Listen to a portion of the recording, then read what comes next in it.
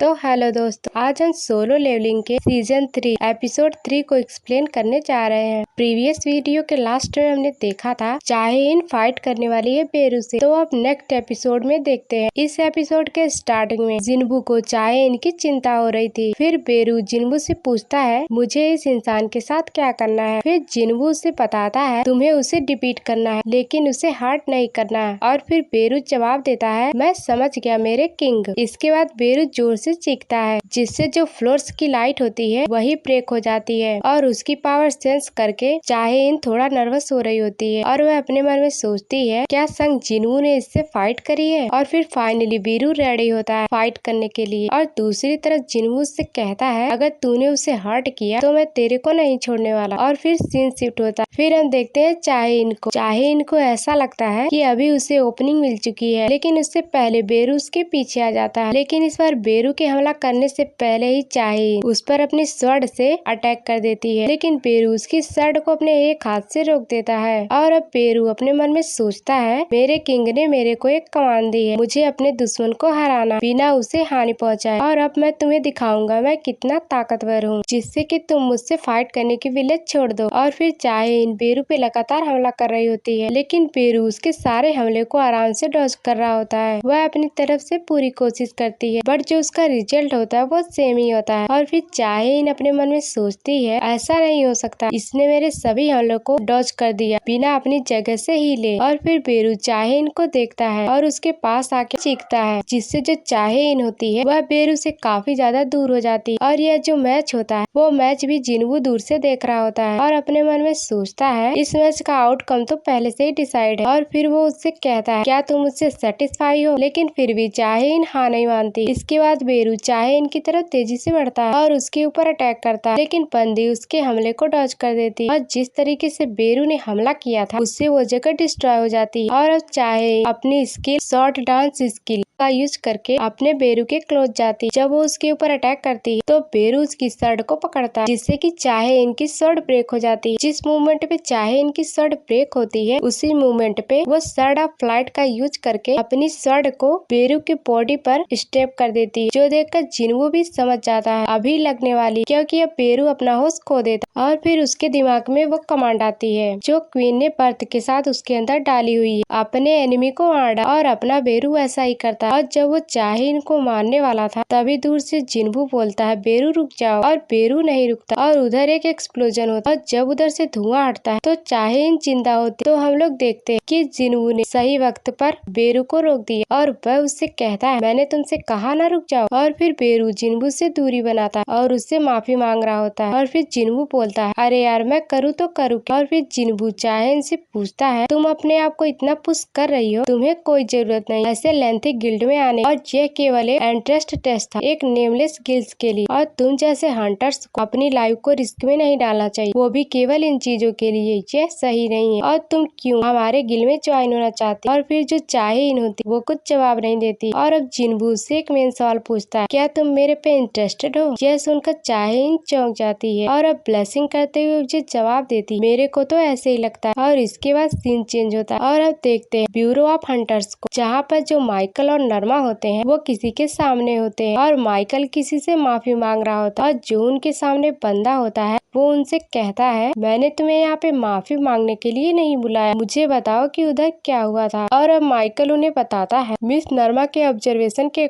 जो संग जिन्बू है वो वन ऑफ द किंग है। और यह सुनकर वो जो बंदा होता है वो काफी ज्यादा सरप्राइज हो जाता है। और जो बंदा होता है उसका नाम होता है डेविड, जो कि ब्यूरो ऑफ हंटर का डायरेक्टर होता है। और फिर डेविड मिस नर्मा को बोलता है मिस नर्मा तो आप ये कह रही हो जो संग जिन्बू है वो नेशनल लेवल हंटर जितना पावरफुल है। तो मिस नर्मा जवाब देती मेरे को ऐसा लगता है कि आपको एक्सप्लेन करना हो। और फिर मिस नर्मा डेविड को बताती है सभी अवेकन जहाँ उनकी पावर बनती है उस जगह को अदर साइड कहते हैं, और जो कनेक्शन होता है दो पार्टी का उसे मैं सेंस करती। और कभी कभी जो दूसरे साइड की फोर्स होती है वो काफी ज्यादा इंटेंस होती है, और जो कुछ अवेकन इंडिविजुअल के अंदर जो स्ट्रिक्स होती है वो ब्लाइंडिंग लाइट की तरह चमकदार होती है, जो कि यूजुअली किंग प्रेफर करती है। लेकिन जब वो जिन्बू के बारे में बताती है तो वो थोड़ा घबरा जाती है, बट वो अपनी बातों को कंटिन्यू करती है। मैंने उसके अंदर कोई कनेक्शन नहीं देखा। मैंने जब उसकी आंखों में देखा तो उसकी आंखों में जो डार्कनेस थी वो मेरे को देख रही थी और वो खुद ही डार्कनेस। फिर डेविड उससे कहता है तुम ये कह रही कि जो संग जिन्वू है वो एक एवल बीइंग है। तो मिस नॉर्मा बोलती है मैं आपको ये नहीं बता रही हूँ कि वो गुड है, बल्कि मैं आपको ये बता रही हूँ जो उसकी पावर का ओरिजिन है वो कहाँ पे है। जो संग जिन्वू है वो अपनी पावर को दूसरी जगह पर बोरो नहीं करता और खुद की ताकत को यूज करता है और जो उसकी लिमिटेशन पावर है वो पावर के अंदर अप्लाई नहीं होती। तो मास्टर डेविड बोलता है उसकी पावर की कोई लिमिटेशन नहीं है, जो कि मिस नॉर्मा कहना चाहती है। और फिर जो डेविड होते हैं वो कहीं जा रहे होते और फिर माइकल उनसे पूछता है कि वो कहाँ जा रहे हैं। तो डेविड जवाब देता है बेसमेंट नंबर 24 और तुम भी मेरे साथ आओ। इसके बाद वो लोग लिफ्ट में बैठ जाते, जहाँ पर डेविड माइकल को बोलता है अगर हम लोग मिस नॉर्मा की एबिलिटी को यूज नहीं करते संग जिन्वू को रिक्रूट करने में, तो हमें किसी दूसरे तरीके का यूज करना होगा। और फिर वो माइकल से पूछते हैं क्या तुम्हें याद है फर्स्ट एस रैंक गेट कब ओपन हुआ था। फिर माइकल बोलता है यस ऑफ कोर्स, मैं उस भयानक डंजर ब्रेक को कैसे भूल सकता हूँ जिसने पूरे वेस्ट कोरिया को बर्बाद करके रख दिया और जो अमेरिका थी जिसने पूरी दुनिया के स्ट्रॉन्गेस्ट हंटर को रिक्रूट किया था। उस रेड को कंप्लीट करने के लिए जो 5 हंटर्स वहाँ पे सर्वाइव कर पाए थे, फिर उन्हें नेशनल लेवल हंटर का टाइटल मिला था और जिस ड्रैगन से उन्हें लड़ना था उसका नाम था कैमी, जिसने एक ही बार में हजारों हंटर्स को वाइप आउट कर दिया था। और ऐसे बातचीत करते करते वो अपनी डेस्टिनेशन में पहुँच जाते हैं, जहाँ पर डेविड माइकल को एक रन स्टोन दिखाता है जो कि उन्हें कैमिस की कॉप्स से मिला था। और अभी उसका प्लान होता है कैमिस की कॉप्स से और उस रन स्टोन जिन्वू को गिफ्ट के रूप में देना, जिससे कि वो उनकी कंट्री में आ जाए। और इसके बाद सीन चेंज हो, जहाँ पे हम लोग देखते जिन्वू के घर को, जहाँ पर जिन्वू अपनी शक्ल को आईने में देख रहा होता है और वो नोटिस कर रहा होता है कि वो काफी ज्यादा बदल चुका है। और इस चीज को कंफर्म करने के वो अपनी बहन के पास जाता है और बोलता है तुम मेरे को कितना रेट करोगे। तो उसकी बहन बोलती है किस टर्म में। फिर जिन्वू जवाब देता है टर्म ऑफ अट्रैक्टिव में। और यह सुनकर जिन्हा बोलती है अरे तुम्हारे अंदर इतना कॉन्फिडेंस आता कहाँ से। और फिर उन दोनों के बीच भाई बहन वाली लड़ाई स्टार्ट हो जाती है। और फिर बाद में जिन्वू जिन्हा से बोलता है मैं ये गिल फॉर्म करने जा रहा हूँ। तो जिन्हा बोलती है इसका मतलब यह है कि तुम अभी बिग बॉस बनने वाले हो। फिर जिन्वू जिन्हा को बोलता है वैसे मैंने गिल का नाम सोलो प्लेयर गिल रखने वाला हूँ और तुम्हें कैसा लगता है ये नाम। तो जिन्हा जवाब देती थोड़ा सा अपना मुंह बना, क्या तुम मजाक कर रहे हो, ऐसे तुम कैसे रख सकते हो। तो जिन्वू कहता है क्यों, क्या ये वेड नाम है। तो जिन्हा बताती तुम अपने एबिलिटी का यूज करके डार्क सोल्जर को समन करते, तो अगर टेक्निकली देखा जाए you are not a solo player. और अब जिन्वू अपनी बहन से सजेशन मांगता है कि उसे अपने गिल का नाम क्या रखना चाहिए। तो जिन्हा बताती है आज जिन गिल। चाइनीज कैरेक्टर्स के अंदर आ का मतलब होता है आई एंड जिन का मतलब होता है टू गो फॉरवर्ड। और फिर इसके बाद सीन चेंज होता है और हम लोग देखते हैं चाहे इनके घर को, जहाँ पर वो सही से सो तक नहीं पा रही थी और उसे अपनी वही बात याद आ रही होती है जब उसने जिन्वू को कहा आई थिंक शायद वो जिन्वू में इंटरेस्टेड है। और अभी बंदी काफी ज्यादा शर्माई हुई होती है, लेकिन अचानक से उसे कुछ याद आता है। और फिर हम लोग एक अलग सीन देखते हैं जहाँ पर जब चाहे कहीं गिर रही थी तभी वहाँ पे माइन आता है जो कि उसे बचाता है और उससे बोलता है प्लीज उसे कह दे वो सावधान रहे। और फिर हम लोग प्रेजेंट में आते हैं जहाँ पर चाहे इनको याद आता है कि माइन ने उसे कहा था जो संग जिन्वू के अंदर पावर है उससे वो सावधान रहे। उसके बाद सीन चेंज होता है और हम लोग देखते हैं नाइट्स गिल, जहाँ पर एक टॉप लेवल का एक आयरन गेट अपीयर हो रखा होता है और जो पार्क का साथी होता है वो उसी गेट के बारे में उससे बताता है लाइक उसका एंट्री परमिट मिलना काफी ज्यादा मुश्किल हो रहा है। और अभी वो लोग गेट के बारे में ही बात कर रहे थे और उन्हें समझ नहीं आ रहा होता है कि वो लोग क्या करें कि तभी उधर एक बंदा आता है जिसका नाम होता है संग, की एक रैंक किलर होता है और वो पार्क को बोलता है कैसा रहेगा हम लोग किसी इंडिविजुअल से हेल्प मांगे इस गेट को क्लियर करने में। और फिर पार्क बोलता है वो टॉप टायर एयरिंग गेट है और एक सिंगल हंटर को लेने से क्या डिफरेंस आ जाएगा। बट तभी उसे कुछ रियलाइज होता है और जंग उससे बोलता है आप जानते हो सर मैं किसकी बात कर रहा हूँ, हंटर संग जिन्वू। उसके बाद सीन चेंज होता है और हम संग जिन्वू को देखते हैं जो कि जिन्हू को बोलता है हमारे गिल का नाम आजिन गिल कैसा रहे। तो जिन्हू हंसते हुए कहता है यह नाम तो काफी ज्यादा अच्छा साउंड कर रहा है, चलो इसे हम अपना ऑफिशियल गिल नेम बना देते हैं। लेकिन वो अपने मन में सोचता है जब तक हमारे गिल का नाम सोलो प्लेयर गिल नहीं है तब तक सारे नाम सही है। और अब जिन्हू उससे बोलता है चलो हमने तो अपने गिल का नाम सेटल कर लिया, लेकिन अभी हमें एक फाउंडिंग मेंबर लेना है, मतलब कि ढूंढना। तो जिन्हू बोलता है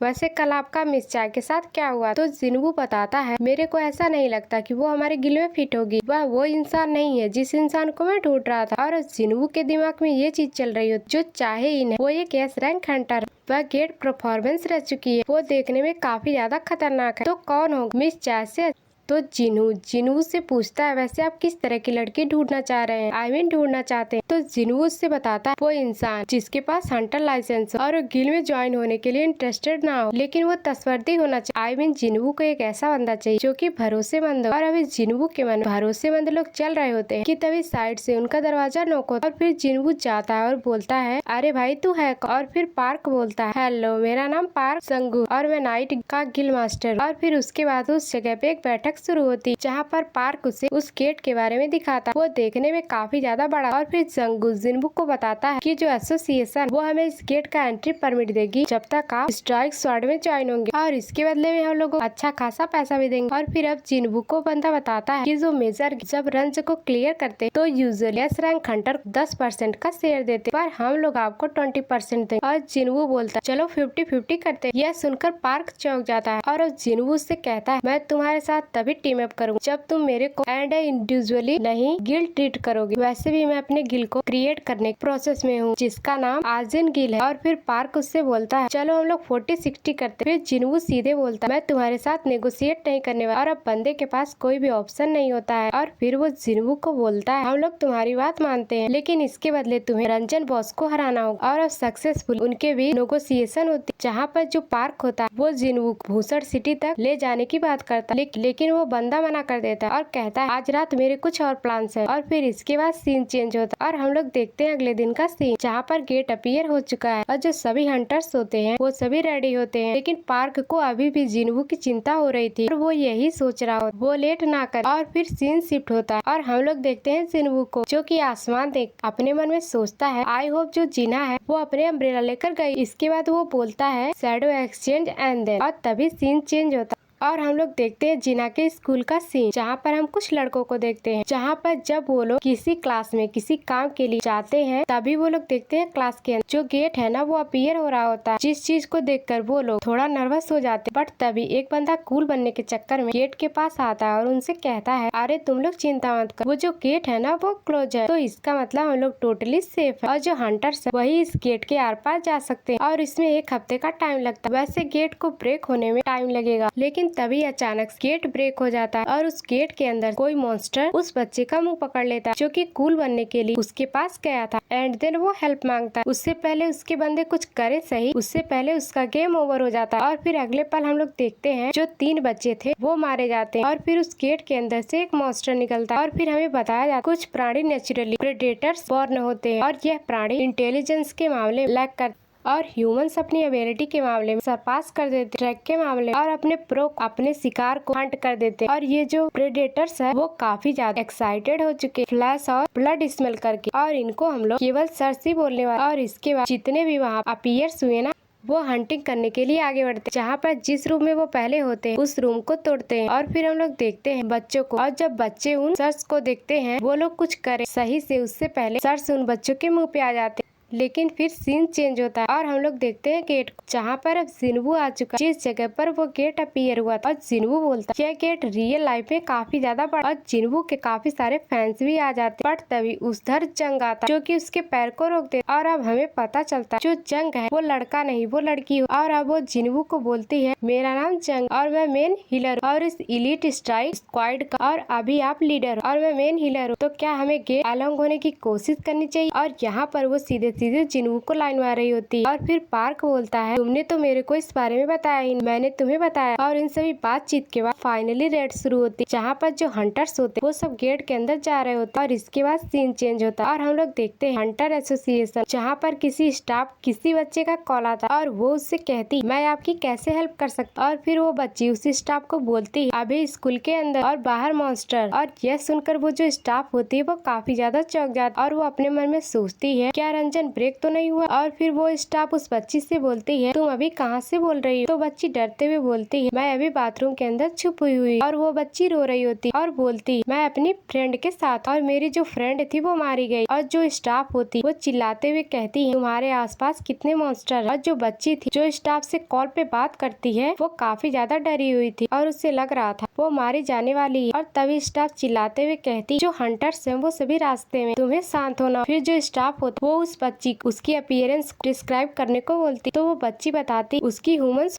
और उनका जो फेस वो हाइडस है। और ये सुनकर वो समझ जाती कि उससे पहले उस लड़के ने यही मेंशन किया कि उसकी ग्रीन स्किल थी। और यह सुनकर जो स्टाफ थी वो चौंक जाती और बोलती क्या उन्हें औरस नहीं बुला। फिर वो बच्ची बोलती ऐसा लगता है कि उन्हें औरस ही कहते। और एक औरस ना उस बच्ची के तरफ आगे बढ़ रहा था अपना हथियार लिए और वो नहीं आई। स्टाफ उस बच्ची को वहाँ से जल्दी निकलने को बोलती, बट अभी काफी ज्यादा देर हो चुकी क्योंकि उसने पहले ही उसका गेम ओवर हो जाता। और इसके बाद हम लोग स्कूल के बच्चे को देखते जो कि काफी ज्यादा डरे हुए थे और काफी सारे बच्चे मारे जा चुके और काफी सारे बच्चे स्कूल से बाहर निकल चुके। लेकिन अभी जो कुछ लोग होते हैं वो स्कूल के अंदर फंसे हुए। और इसके बाद हम लोग देखते हैं जीना के क्लास का सीन जहाँ पे बच्चों ने गेट बंद करा हुआ और कुछ लोग सामने होते हैं उन सर्स को हराने के लिए। और तभी अचानक जो गेट होता है वो ब्रेक होता है और उसके अंदर से औरस निकलता। और फिर हम लोग एक और बच्चे को देखते हैं जो कि डर के मारे वहाँ से भाग रहा हो, बट उसके सामने एक और सर्स आता है जो कि उसे काट के रख देता। और फिर हम लोग देखते हैं उस जगह को जहाँ पर 2 सर्स की एंट्री हो चुकी और एक औरत अपने साथी को बोलता है चीफ मैं यहाँ पे किसी ह्यूमंस को सेंस कर पा रहा हूँ जिसके पास मानव भी